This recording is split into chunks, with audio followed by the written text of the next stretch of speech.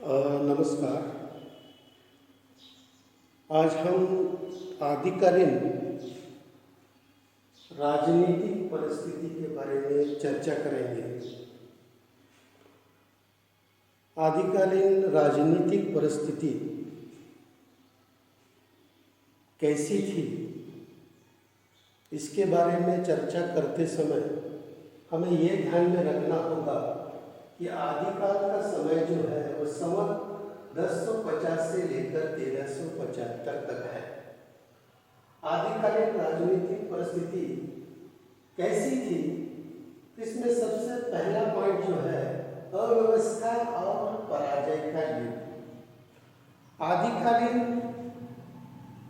राजनीतिक परिस्थिति को जब हम देखते हैं तो भारतीय प्रदेश में ये जो है अव्यवस्था और पराजय का युग था।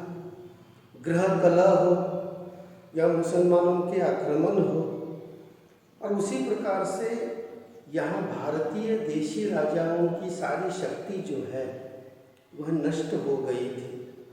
इसलिए ये संपूर्ण राजनीतिक परिस्थिति को जो हम देखते हैं तो अव्यवस्था और पराजय का युग ऐसा कहा जाता है। दूसरी ओर यह है कि केंद्रीय सत्ता का राज, सम्राट हर्षवर्धन की मृत्यु के बाद भारत देश के हिंदू राजा जो है वह टुकड़ों टुकड़ों में बट गए। यानी कि हिंदू राजा जो है उनके छोटे छोटे राज्य बन गए, और ये छोटे छोटे राज्य बनने के कारण ये हिंदू राजा आपस में ही लड़ते थे, एक दूसरे पर आक्रमण करते थे। ऐसी परिस्थिति में केंद्रीय सत्ता का ह्रास होने से मुसलमानों ने भारत देश पर आक्रमण करके दिल्ली की सत्ता जो है वो हासिल की, और बहुत से राजाओं को, हिंदू राजाओं को उन्होंने अपना मंडलिक बनाया। तीसरा जो है वो मोहम्मद गजनवी और घोरी के आक्रमण। मोहम्मद गजनवी और घोरी के आक्रमण के कारण यहाँ जो है भारत में एक प्रकार से बदलाव आ गया। मुसलमानों ने सिंध को प्रवेश बनाकर उत्तरी भारत पर आक्रमण करके उत्तरी भारत अपने कब्जे में लिया। उस समय देशी राजाओं के मनोबल की कमतरता की वजह से मोहम्मद गजनवी और शहाबुद्दीन घोरी जैसे विदेशी ताकतों ने हमारे देश पर कब्जा कर लिया।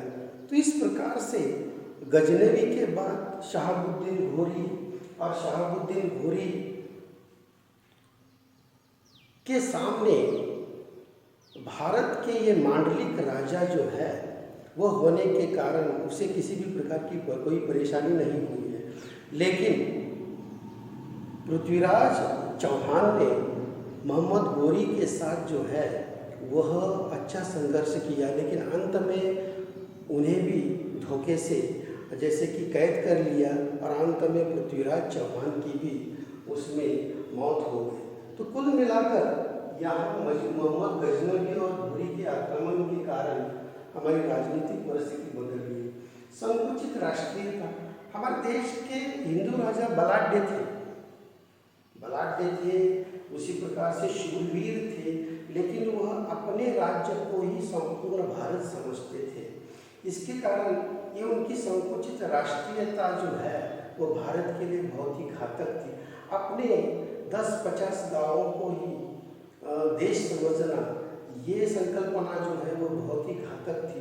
कुल मिलाकर संकुचित राष्ट्रीयता जो है, अपने प्रदेश को, अपने राज्य को ही राष्ट्र मानना जो है, यह धारणा गलत थी।